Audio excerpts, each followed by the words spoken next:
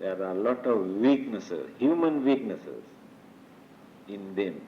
Although they are not very cruel or very dangerous or wicked like some others, still they have human weaknesses. That is why this saying says dosopyasti gunopyasti. Guna and dosa, both, we can find in every human being.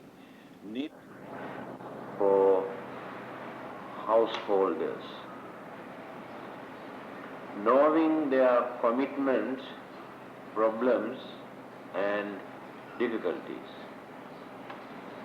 So did not restrict very much, to confine too much about religious way of life. Otherwise, they will never succeed in their household life. So if they really want to concentrate too much about religion, then they must renounce. After that, no problem. By neglecting your family life, married life, obligations, duties, if you concentrate more on religion at home, your way of life will become nuisance to your family and to others. So in simple language, my personal advice is not to be too religious minded at home. You must know your limit as lay people. Then when the time comes, when understanding, realizations appear in your mind, then you can curtail your responsibilities, reduce your enjoyment, and slowly you can change your way of life. For that, there is no age limit.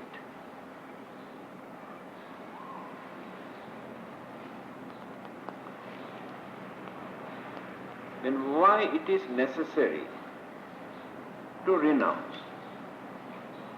This is another important point here. Is it necessary for you to renounce your worldly life to be religious or to lead a pure religious life?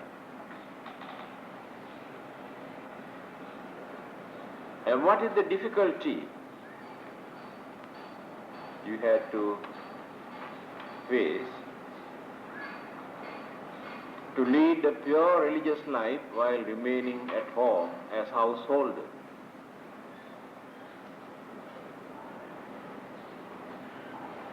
Now when you study Prince Siddhartha, the Buddha, right? He was born in a royal family. He enjoyed his life as a prince.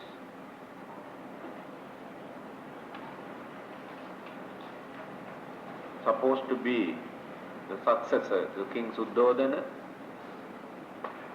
And he was a husband, he married.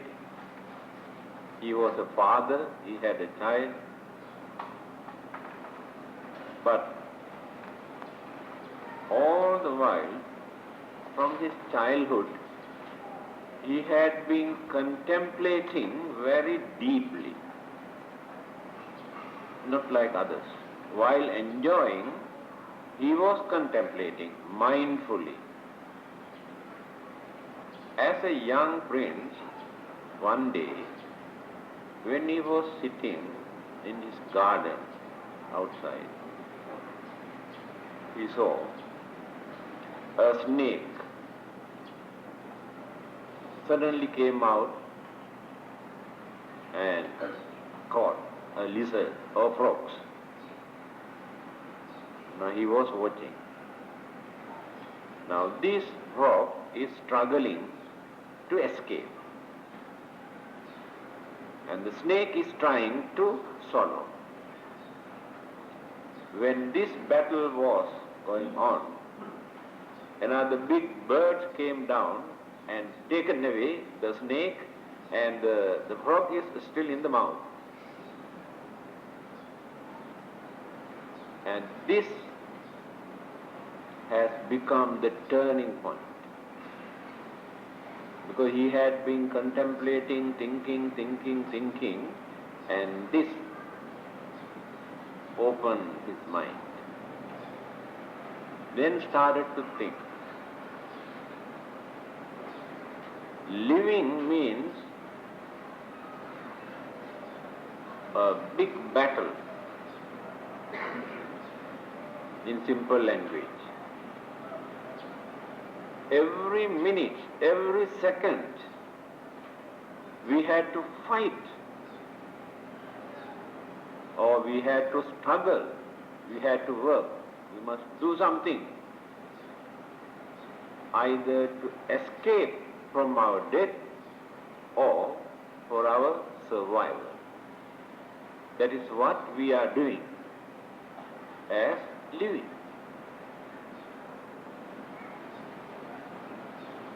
Now this is the nature of existence. Every living being on this earth or in the world.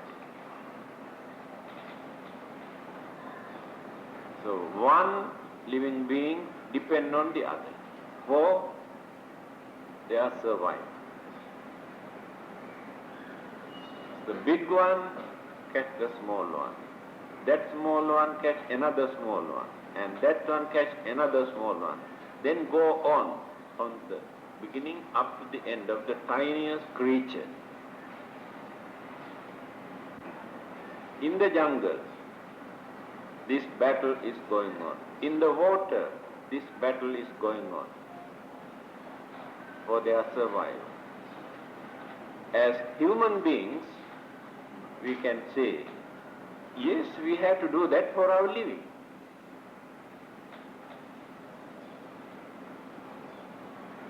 This is for us to justify.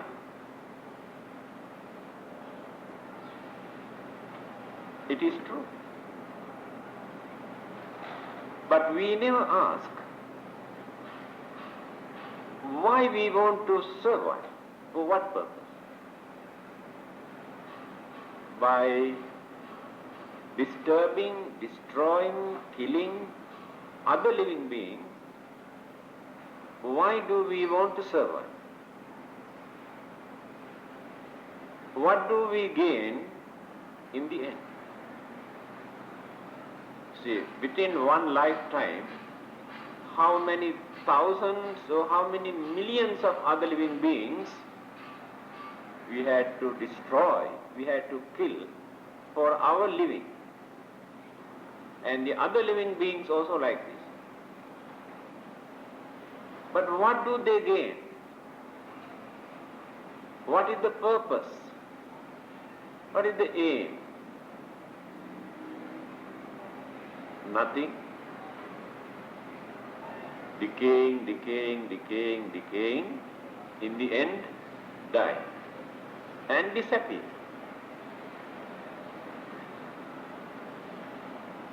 After that, people create their own imagination.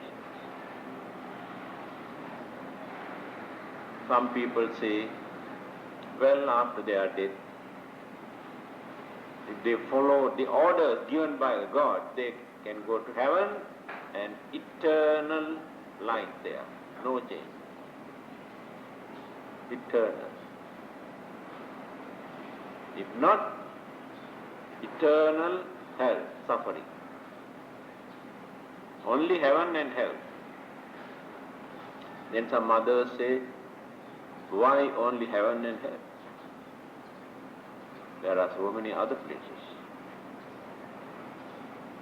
So two religions, Buddhism, Hinduism, and another one called Jainism, these three religions, there are many other forms of existence, planet. So Buddhism admits that there are 31. So heaven and hell are only two places, and they are also not permanent. Then that is called wheel of existence, going round and round. Now this is the purpose. So we commit all sort of evil, wicked, cruel, immoral, harmful, dangerous things only for this.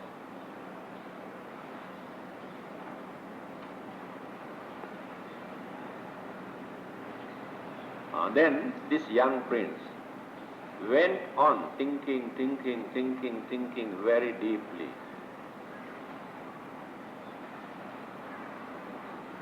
Because of our living, we create enormous suffering. So every living being is doing this. That means the whole world is a battlefield. Struggling, fighting, quarreling, killing, destroying for living.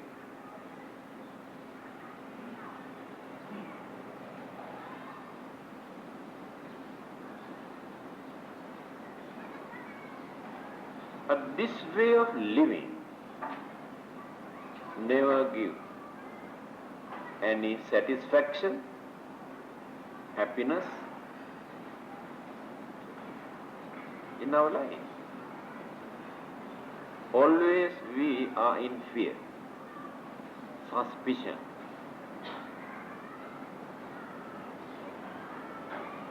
Some sort of loneliness, insecurity feeling. If not unsatisfaction, we cannot satisfy. Although we have more than enough things, cannot satisfy.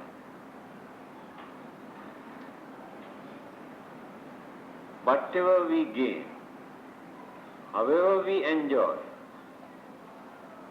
still there is something for us to complain. Cannot satisfy. This is the nature of life. Then he thought, I must try to find out a remedy, a solution, whether we can get rid of this problem.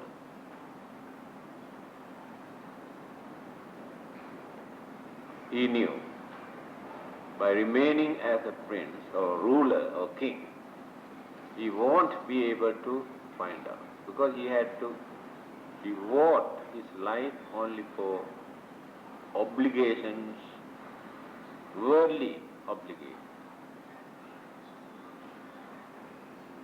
That is why he decided to renounce, because he knew he cannot gain this.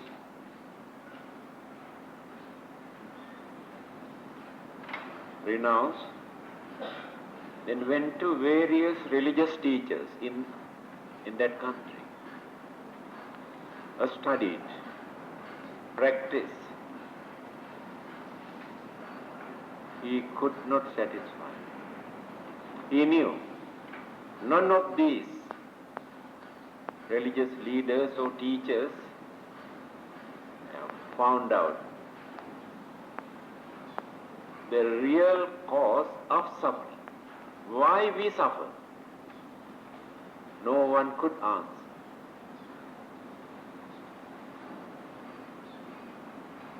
Finally, he decided to give up all their methods. Then, to use his own common sense, practice his own method to find out the solution.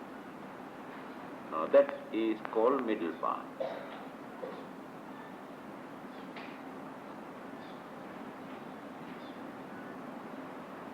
What is middle path? Avoid two extremes. So he gave up one extreme. That is, not to enjoy too much. By enjoying, we never gain knowledge, never gain wisdom. Realization never appear in our mind. In the end, what we gain? Disappointment, frustrations, unhappiness. That's all. Then he followed all the guidance or instructions given by other religious teachers.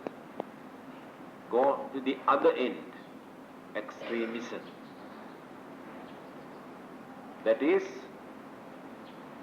self-mortification, torture, self-torture. Because this was the method that they have discovered at that time as religious way of life. They believe the more they torture this physical body, the more easily they can get rid of all the sins that they have committed and to find out final salvation. He practiced, but he knew this is not the method. Without eating, without sleeping, torturing physical body, he suffered. He could not gain anything.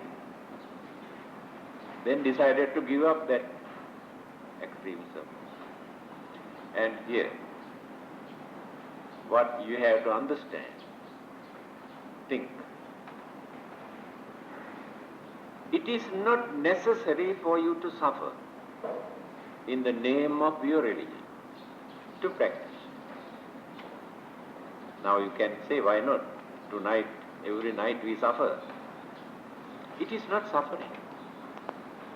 It depends how we take. Now I became a novice monk when I was 12, very young. I never felt anything, hunger or anything at night time. Because I had the courage to take it very easily. I really enjoyed. No complaint. It is not suffering. And this is also, the Buddha has introduced very moderate way, not to go to extremism. Those who are sick, those who have certain, say, gastritis or some sort of problem, they are at liberty to take something. That freedom is there.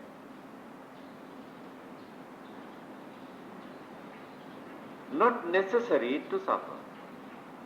You can lead a normal life if you are lay people or householder. You can have married life, household life, you can do your business, you can do your work, you can enjoy your worldly pleasures in a very reasonable way, respectable way, without adopting any immoral or harmful method. You can enjoy worldly life. Never go against Buddhism. Normal life. But later, you will come to know even this kind of household life also gives a lot of headaches, problems, no peace. And then decide to renounce. It is mentioned in this saying why renunciation is important. These 3 lines explain. Sambadhoyan gharavaso rajasayatanang abhokaso pabbajjam iti disvana pabbajji. Sambadhoyan gharavaso. Gharavasa means household life. sambada disturbances. Household life creates enormous disturbances. No peace. Never. How many thousands of problems and duties and obligations and responsibilities are there?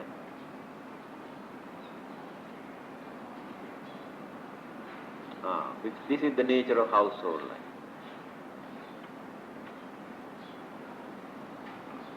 Why? Rajasa ayatana. This will become the main cause, household life become the main cause of all the dirty things in this world. We commit, we create, we discover, we introduce all sort of dirty and wicked and dangerous and harmful things because of this household. Why? For their worldly enjoyment or pleasure, to gain more and more money, and to fulfill their duties, they need income. They have wife and children and so many other responsibilities. They haven't got enough income. Then you can see what sort of dirty thing, immoral thing, harmful thing they have to do to gain more income. You cannot keep quiet, you must do something. Then bluffing, swindling, cheating, all the dirty things. Because of this household life.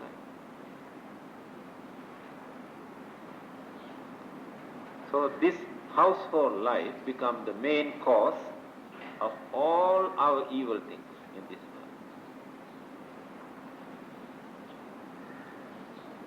Iti Diswana Babbaji, having seen this dangerous situation, we have decided to renounce, to lead this kind of religious way of life. Why? Abhokaso pabbajja. The renunciation or the pabbajja or the real monkhood is just like a space, free. A bird can fly either this way or this way or this way or this way. Open, no restriction.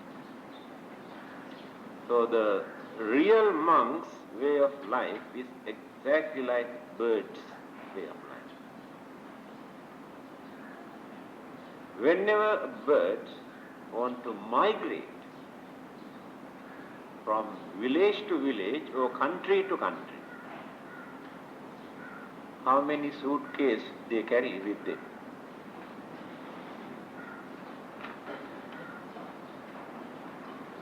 See, the way of life. A monk's way of life is exactly like bird's way of life. They never carry any barang with them because they have reduced all the responsibilities.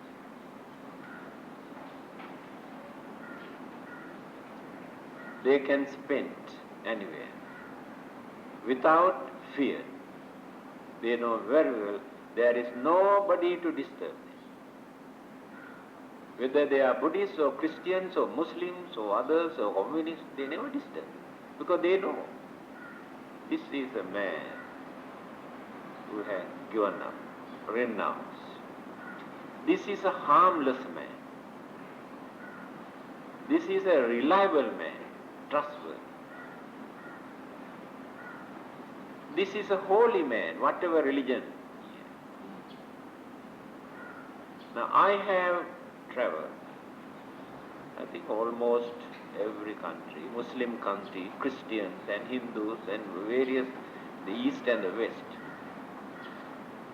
Wherever I went, I noticed how people respected. So many of them were not Buddhist, but they know this is a religious man. Nobody wanted to disturb him. There is nothing to rob, nobody to kidnap, though no reason for them to disturb. This is the way how they appreciate every human being, even those who have no religion. And we also can sleep anywhere, wherever we like. Eat anything, whatever we receive without grumbling. So one day, a king approached the Buddha and asked this question. I have seen the followers of many other religions, like monks or mendicants or religious people, and I have seen your monks also. But I noticed there is a vast difference between this group and the others. And the appearance of your monks or your disciples is very serene, very pleasant looking, and they have very good complexion. But I cannot see the same qualities in others. I also heard that your disciples take only one meal. One meal means only in the morning. Only one meal a day. So I really cannot understand how your disciples maintain this complexion, cheerfulness, serenity, only by taking one meal. But others, they eat at any time whenever they like. But I cannot find this serenity and complexion among others. Then the Buddha gave the answer.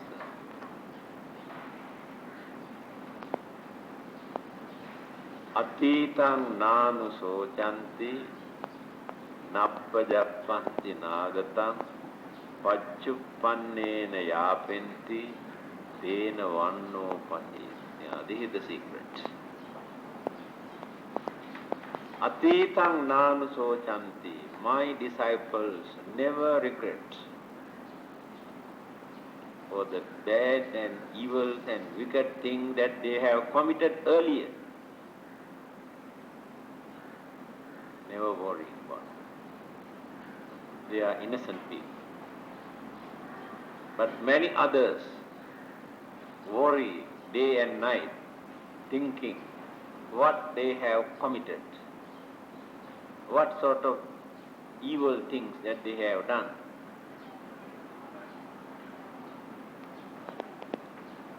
Nappajappanti naga. My disciples never worry about their future. All the others worry. What will happen to me when I grow old? What will happen to me when I am sick?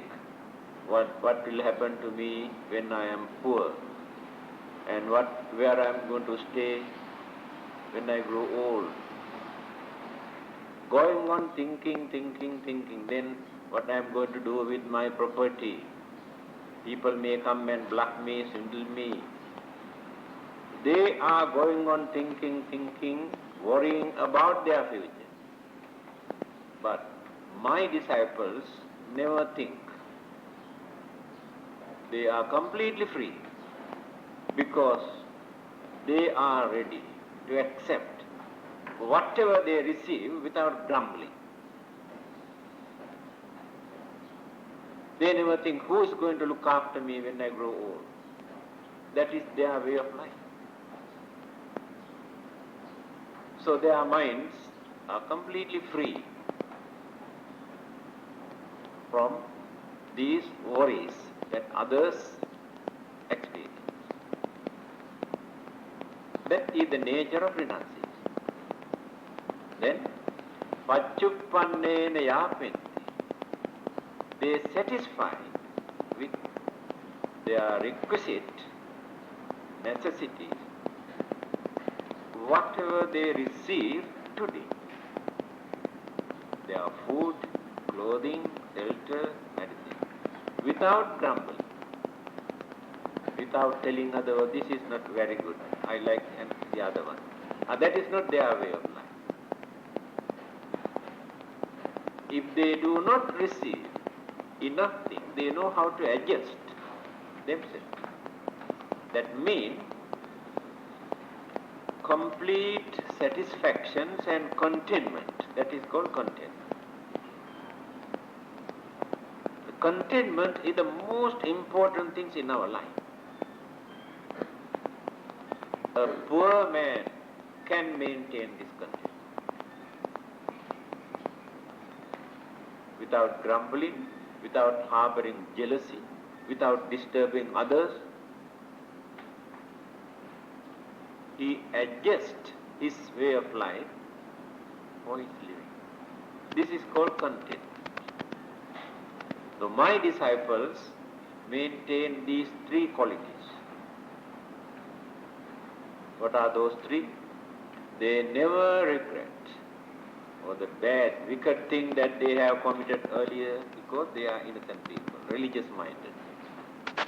They never worry about their future. Let it be anything, because there is no such thing as future.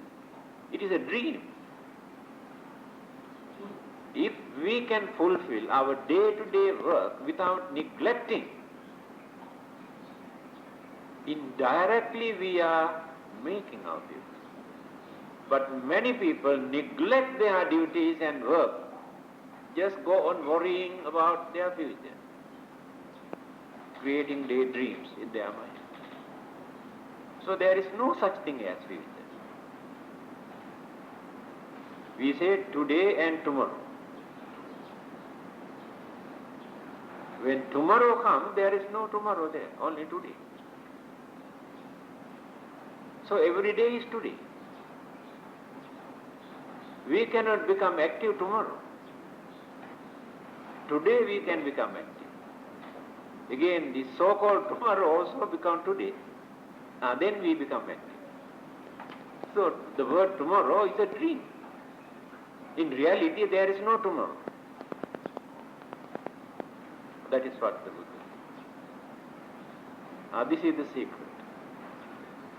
Even as householders, although you have not renounced your worldly life, there are many things that you can adjust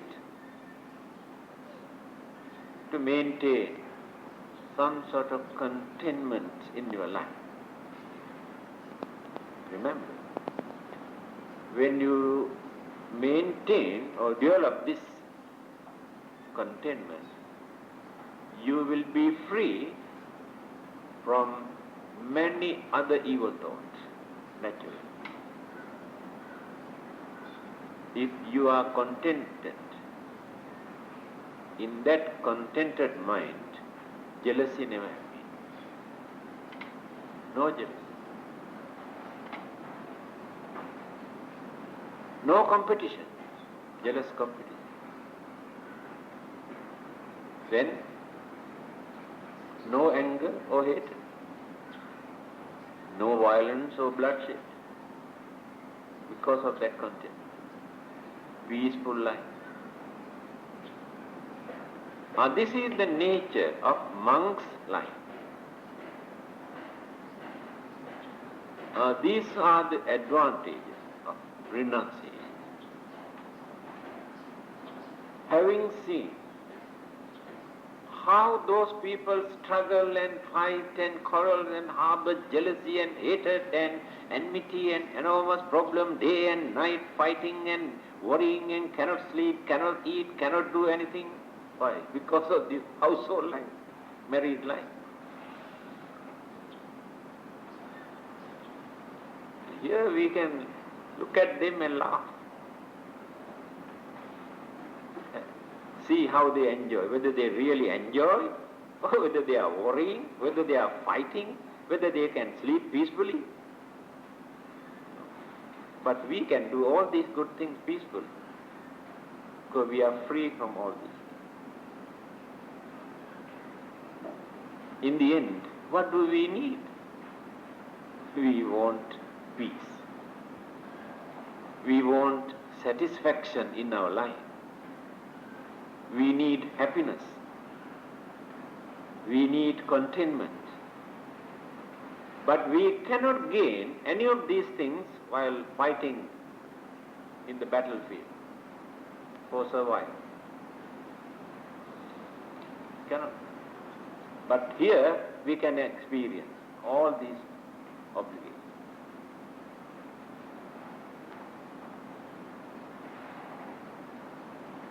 Now then you realize why renunciation, why it is necessary, why it is difficult for us to lead a holy life as a worldly man. Commitments, responsibilities. Then you can ask, yes, these responsibilities are natural. How can we run away? How can we escape? Yes. All our problems are natural. Remember this. Just because they are natural, are we going to justify? Are we going to surrender ourselves? Why do you want to fight to escape from those natural occurrences? Why not you say, oh, these things are natural, I have to face. Right. When sicknesses come to you, why do you want to run to a doctor? Why do you worry? Why do you want to swallow so many tablets and take injection? Why not you say, oh, this is natural, not necessary to take any medicine. Not necessary to take precaution. Keep quiet. Because it is natural. Right?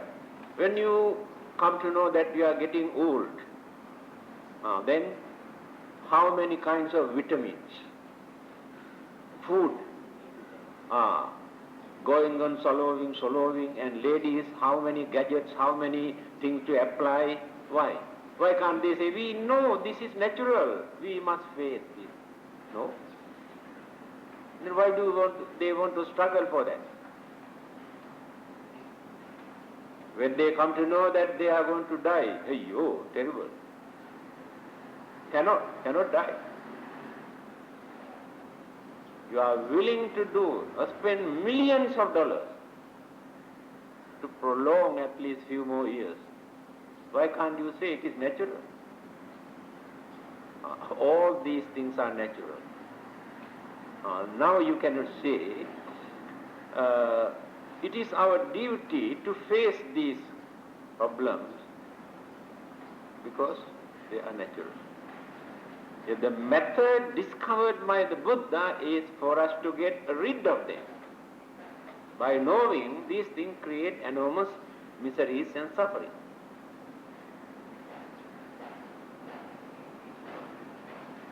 There is nobody for us to complain. Others can complain their God, asking why God created us like this to suffer. Some others complain devil or ghost. They are responsible for our suffering. But as Buddhists, we do not complain. God or devil, we are responsible. Finish. If we are responsible, then we must know how to adjust our way of life. Be wise.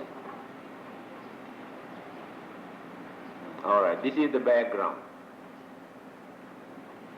So now you are holy. We can trust you as long as you stay in the temple.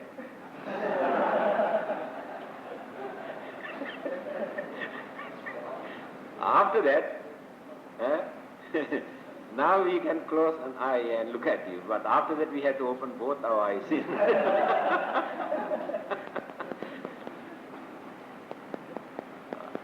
So now you are holy and you are free from many, although they are in your subconscious mind, since you have not renounced completely. The link is there. You are holding the link, Underground cables are working.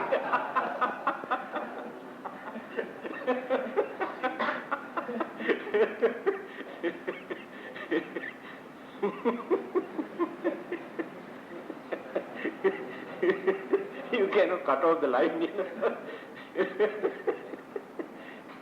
But one day, when you come to know the real validity of this way of life, then you get the courage to cut off. No more connection. Now let us come to the precepts. Renunciation does not mean changing our this clothes into this color and shaving our hair and taking one meals a day. That is not the real indication or the significance of renunciation. Renunciation must take in the mind. Outward gadgets are not the most important. Fruits and leaves of a tree, when fully ripe, matured, turn into this color.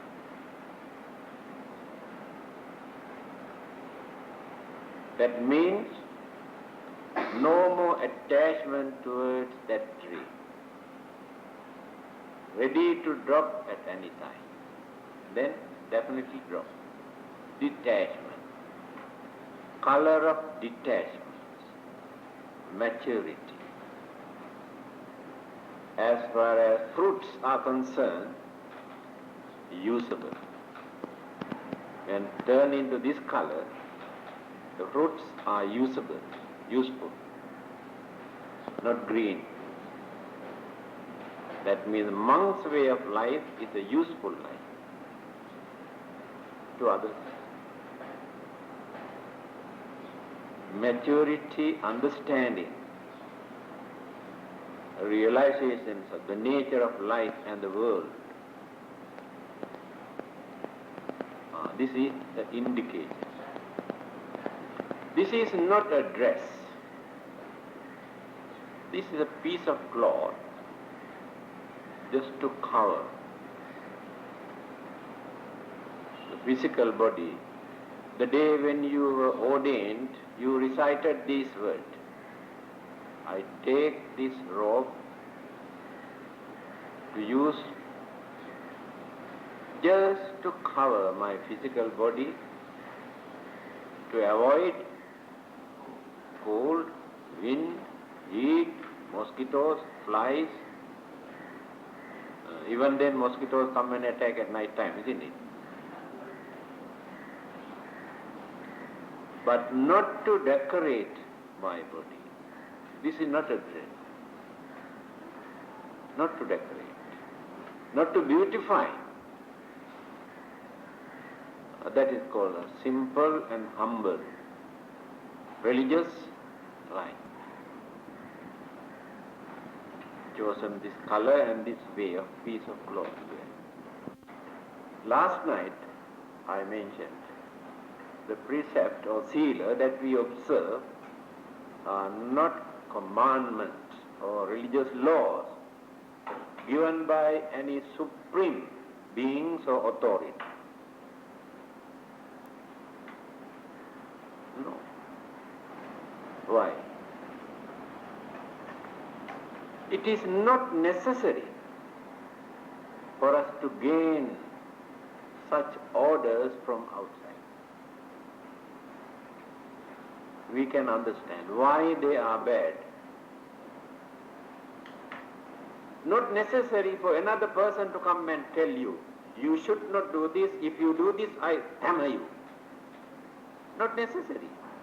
This language is useful only for small children. Because children cannot understand.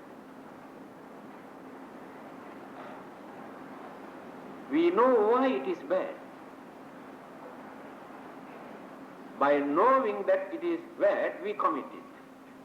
Now the principle is important there.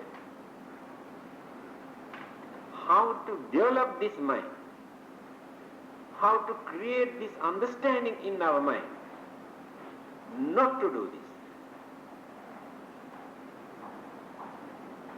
Because we know that this is bad, this is wicked, this creates suffering, this is unfair, that we call realization. So Buddhism creates this understanding.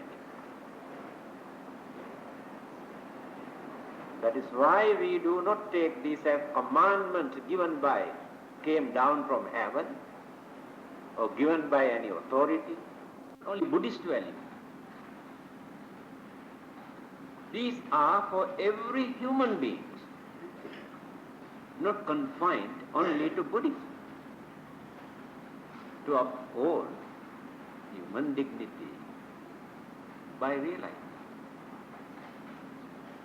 As I mentioned, if you try to keep away from some of these bad things, thinking, oh, if I commit this, the God may punish me, the Buddha may punish me, therefore I don't know. That means no understanding, no realization, no compassion toward others. For your own protection, you keep away. You never think how others feel. Think. Then you can understand how to appreciate the Buddha's way of thinking. By using a very simple parable, the Buddha made us. He said, let us take one. Your first precept or principle. I want to keep away from destroying or killing life or other living beings. It's not an order, because I know it is bad. Then the Buddha says, if you cannot understand why it is bad, this saying you can find in Dhammananda. Remember this kind of simple saying, very easy for you to remember. Because our Buddhists are actually real stupid people. Yes.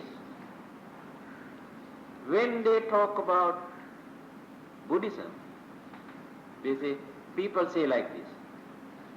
Always they say, people say. But how many Buddhists are there who can say, the Buddha says like this in this place, in this book? How many are there? People say. People can say anything. And you believe. People say. Rubbish. When others, Christians and Muslims, talk about their religion, they say, Bible says like this, Quran says like this. That's why I say Buddhists are stupid people. At least these kind of simple sayings of the Buddha, try to remember. See what a wonderful exposition or the interpretation. Not necessary to remember the Pali or Sanskrit words.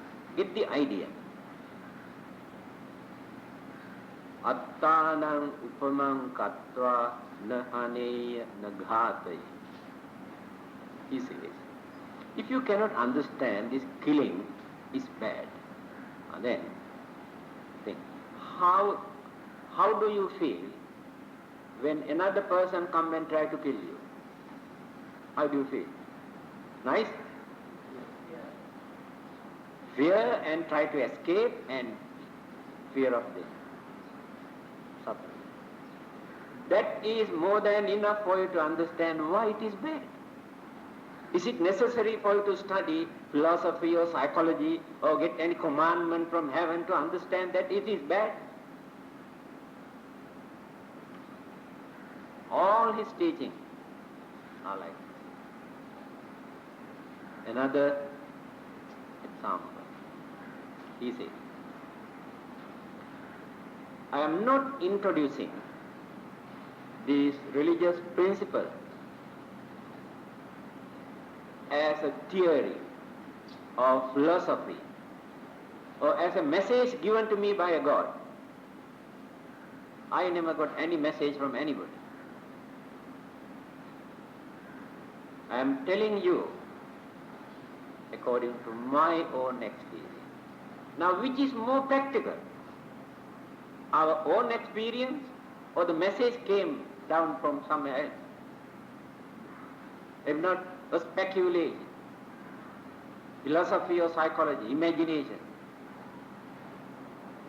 He said, no such things in my teaching. Everything I am telling you according to my own experience. He says, I can understand how I had to suffer life after life for all the bad deeds that I have committed. Now I know why it is bad. That is why I am telling you. You also must try to keep away from bad things. You also have to suffer just like me if you commit such. Now which is more practical? Again he says, if you cannot trust or believe, you better test.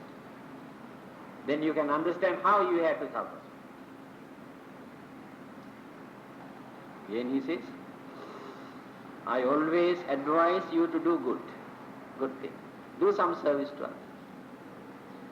Not to please God or Buddha.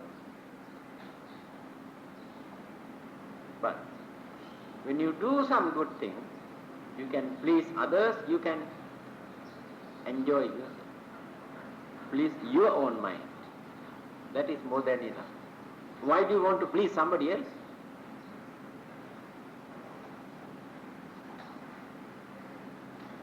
I have done a lot of good deeds during my previous birth. And I can remember how I enjoyed my life as a result of all my good deeds that I have done. Therefore, I also advise you to do some good deeds. Then you can understand, you can experience the good result. Don't depend on the Buddha. Don't depend on your holy books or philosophy, through your own experience. Pacchattam veditabbo vinyo. Each and every person can experience the result by practicing.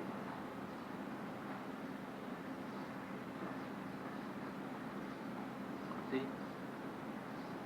This is the nature of the Buddha. So these precepts, we are not going to observe as laws or commandments or religious, what you call, given by religious authorities, but the Buddha has reminded. Therefore we say these are Buddhist principles. Actually these are not Buddhist principles, where you can find real human values, human intelligence, understanding, and universal values. Because there is nobody in this world who can say it is bad. Now when you keep away from disturbing, destroying, killing others, is there anybody in this world who can say you are bad? Then you can find universal values. Even animals, fierce animals in the jungle, appreciate. Do you know, many of those meditators who spent in the jungle, deep jungle, where there are fierce animals, tigers, lions and pythons, but when they start to radiate their loving kindness and compassion towards all those living beings, this mental vibration that transmit from the mind change their mind, animals' mind. And those animals never come and disturb, because they harmonize their mental energy with these living beings. So we can harmonize our mental vibration with the devils and ghosts and spirits and other living beings. This is the power of mental vibration that we radiate through metta, loving kindness, meditation. But we have neglected all the important aspects and doing something else as Buddhists. That's all. Then, what is this precept? You recite, Pānātipātā Veramani Sikkhapadam Samadhiyāmi. That's why I told you, misunderstanding. The word used by the Buddha here in the Pali, Pāna, Sanskrit word prana. What is the definitions of this word? Prana is not life. That is why some others argue. Now if you want to become vegetarian, if killing animal, slaughtering animal is bad for food, then how can you cut vegetable life? There also you can find life. Yes, they are right. Life is there.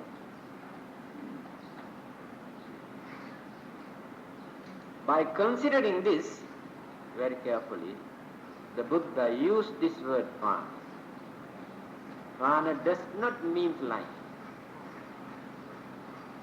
That is called psychophysical. Both must be there. Mental faculties and life energy. Both must combine together. Then these living beings become a prana. But those living things got life, but no mental faculties. Therefore, they are not fully developed living beings. They have no these mental faculties that I explained the other day. So we cannot accommodate them as fully developed living beings. Now we are free. Another controversy is this. Bacteria, germs, virus. So as Buddhists, you cannot take antibiotics. So you destroy all your viruses and bacteria in your body. They are also living beings. And you cannot drink water. There are a lot of bacteria and living beings in the water. That is why the Buddha said, don't go to extreme. When you come to practice Buddhism, don't go to extreme. So from the Buddhist point of view, the way how we analyze the life, we cannot accommodate germs, virus, bacteria as fully developed living beings. Life is there. In plant, life is more advanced than bacteria and germs. Now there is another problem. What about worms inside the stomach? Because sometimes when you take certain medicines, after a few hours or next day morning, a lot of mihung come out.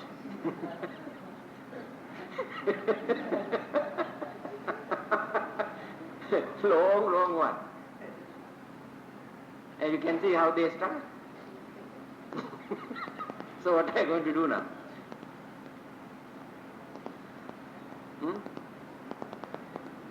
What are you going to do now? Doctors say you have a lot of worms by the children. You must give some medicine to cleanse. You can say, no, we are Buddhists, sorry, we cannot take this. Then Buddhism never become a practical religion. That is why the Buddha said, don't go to extreme. If doctors say there are worms, that is his diagnosis. To us, it is a sickness. We take medicine for our sickness, not for the worms. We do not concentrate about worms because we do not know whether worms or wind or hum or fog, we don't know what it is. We take medicine for our sickness. Don't analyze or think of worm. You are free from everything. See?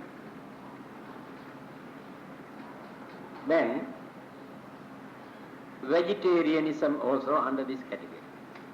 Some strict vegetarians, thinking they can become holy because they don't want to eat meat or fish.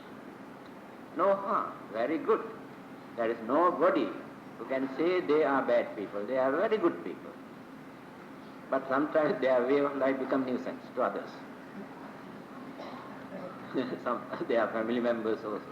Because we have few members here, when they go out, a pilgrimage or to visit some other places, they carry their own cooking pot.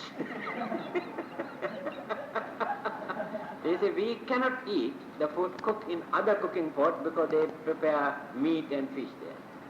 I call them crackpot. Because this way of life is a real nuisance. The Buddha said, don't go to extreme. Again, the monk's way of life. Why the Buddha did not introduce this vegetarianism strictly for his disciples? No such teaching in Buddhism. Because monks are at liberty to eat whatever they receive.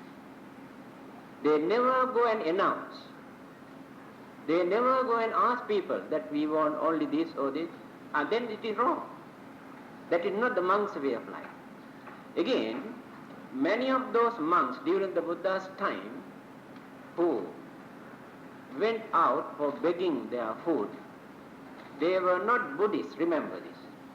There were very few Buddhists in that country during the Buddha's time, very few. But Indian custom, the nature of Indian religion is this. Whenever a religious man come and ask something to eat, they offer. Whether they are Buddhists or Hindus or Jainas or Pariprajakas and all sorts of different groups, that is their way of life.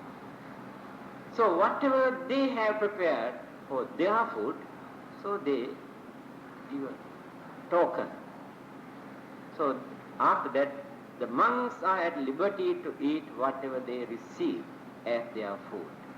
This is the monk's way of life. So, it's clear now. Then, to fulfill this act of killing, we know killing is bad, no argument. The purpose of killing is not the important issue. You can have your own purpose, I have my own purpose, all the others have their own purpose. We cannot justify this act of killing by introducing our purpose. Cannot, because you violate the natural law. Then we had to complete 5 factors. Very reasonable. Without fulfilling all the 5 factors, you cannot commit this. say, let us use the common word sin. We Buddhists don't use this word sin, but you can understand easily if you use this word. We cannot commit this sin unless we complete all the 5 factors. We may kill thousands or few 100,000 living beings within one day without thinking that we want to kill. We cannot commit this sin. What are these 5? First, there must be another living being. If I am alone in this world, I cannot commit this sin. So there must be another living being. That is the first factor. Second factor, we must know that this is a living being. Because certain things we cannot understand whether they are living beings or something else. Or if not, we may think that this is a dead body. Never knew there's a life. So what happened to me many years ago? One day when I was going round and round in this roundabout, I saw one snail on the middle of the road, upside down. I thought this is already dead one because this way, not this way. So I picked up and threw. After that I saw it struggling, living one. I have not committed any bad sin because I never knew there is life. That is the idea. First, we must know there is life. That is the second fact. Third one is more important. The idea of killing with some sort of evil thoughts, vadhaka chitta, either anger or jealousy or grudge or this or that, there must be some sort of mental pollution. With that mental pollution, we create the idea that we want to kill. Without creating the idea in our mind that we want to kill, we may commit this. That means we may kill, but we have not completed it. Because we have not polluted our mind to do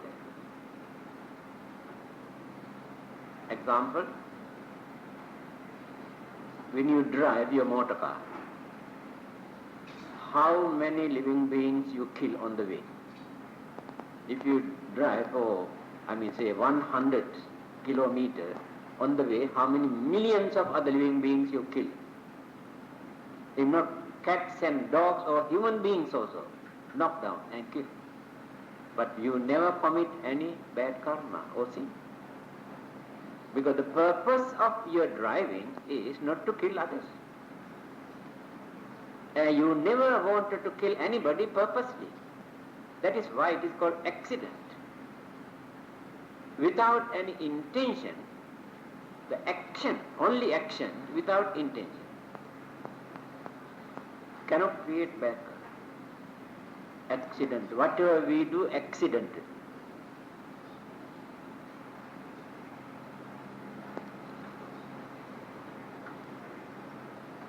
See? Very reasonable. Fourth one, some sort of method. Simply by thinking that we want to kill, we cannot fulfill it. We have to do something. Either by beating, or shooting, or stabbing, or poisoning, or burning, we had to do something. That is the fourth one.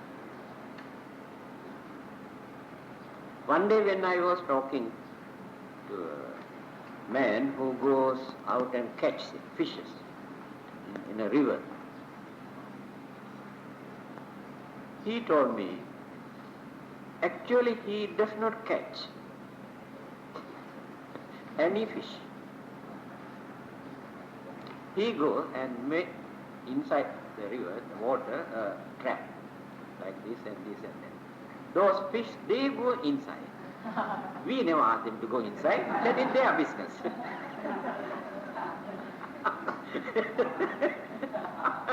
So they go here and there, after that they have some difficulty of coming back. I go there and collect everything. But I don't kill. I take out and keep somewhere there at home. Later I can find all of them are dead. I did not kill. Who asked them to die? What do you think about this? Do you think he is free from this? Why? He did not catch. He did not kill. How can you say he has committed anything? Intention. Intention and the method. The method, different technique, different method. That is called the self-hypocrisy. Hypocrisy. Yes, of course, you can understand. So we should not try to justify in that way. Then, method, completed 4.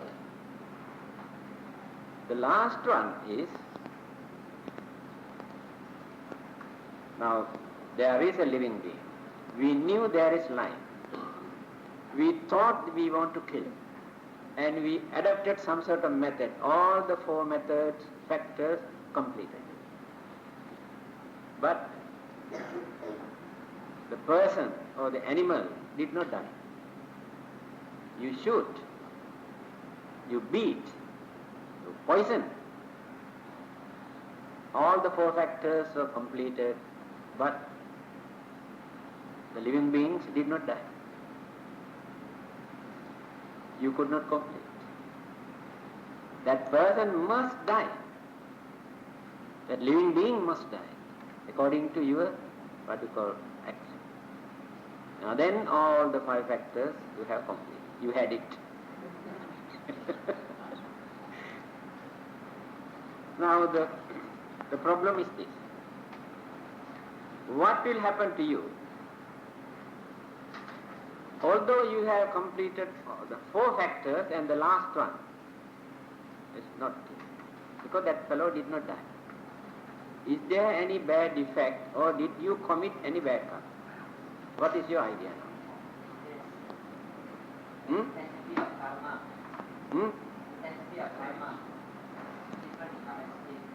Now I am going to tell you the nature of karma. All these karmas we have to divide into 2 groups. Karma and karma patha. 2 groups. Up the 4th stage, every step that we have taken to kill created bad karma. But still, this bad karma is not very heavy, not very weighty. Understand? Since we have not completed all the factors, we may have to face the consequences or the bad effect. If not, certain other good karmas can topple them, postpone them, push them. And this is the nature of karma. But if we have completed the last one, all the 5 factors are completed, then it will become karma patha. That means definitely we got into that path to pay. Then it is not so easy for the other good karmas also to push, become heavy. I see the difference now. Cannot escape. When we completed all the 5 factors, without completing all the 5, all the other steps also, we have committed certain bad karma that they are not very strong. Good karma also like this. Good and bad both. Then There are many things for us to discuss about this act of killing.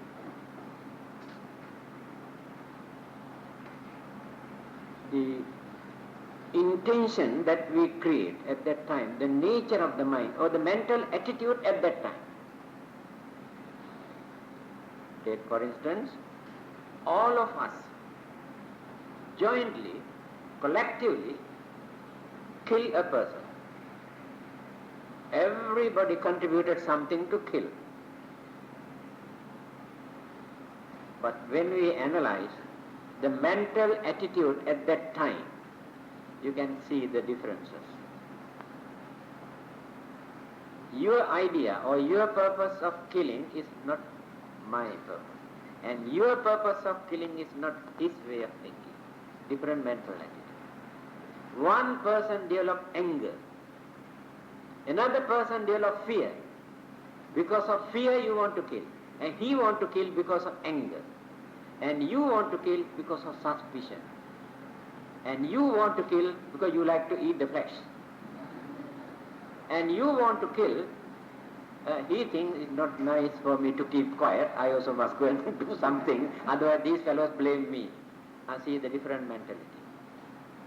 So when we are going to face the consequences, different way for us to pay the effect. It depends on our mental attitude at that time. See how to analyze these things.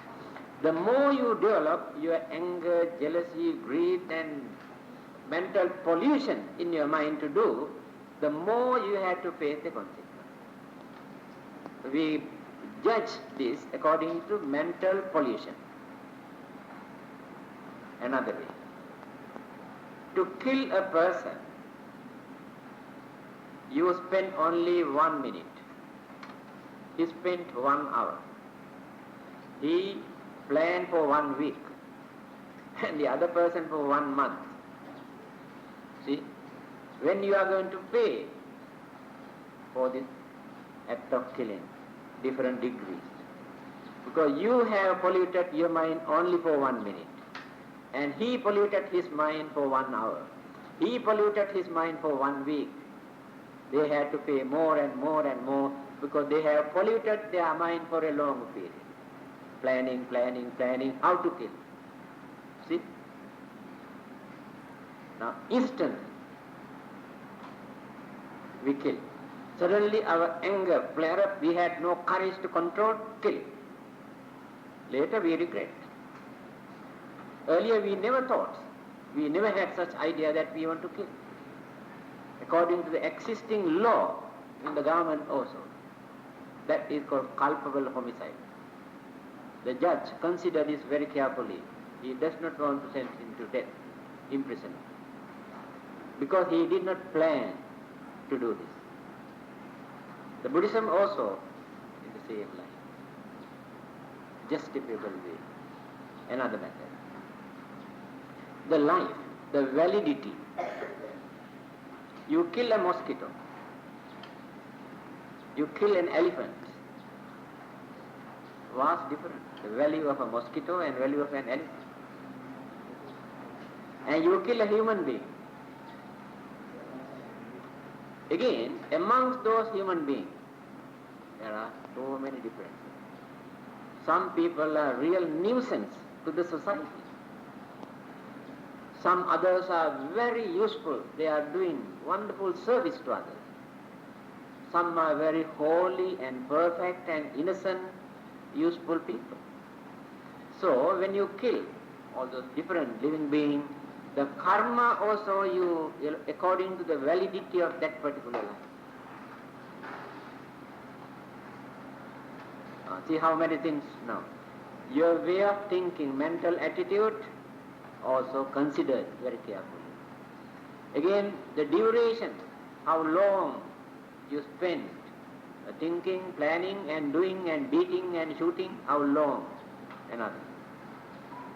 So if you want to kill, kill immediately, don't plan earlier. You can say this is Buddhist way of killing.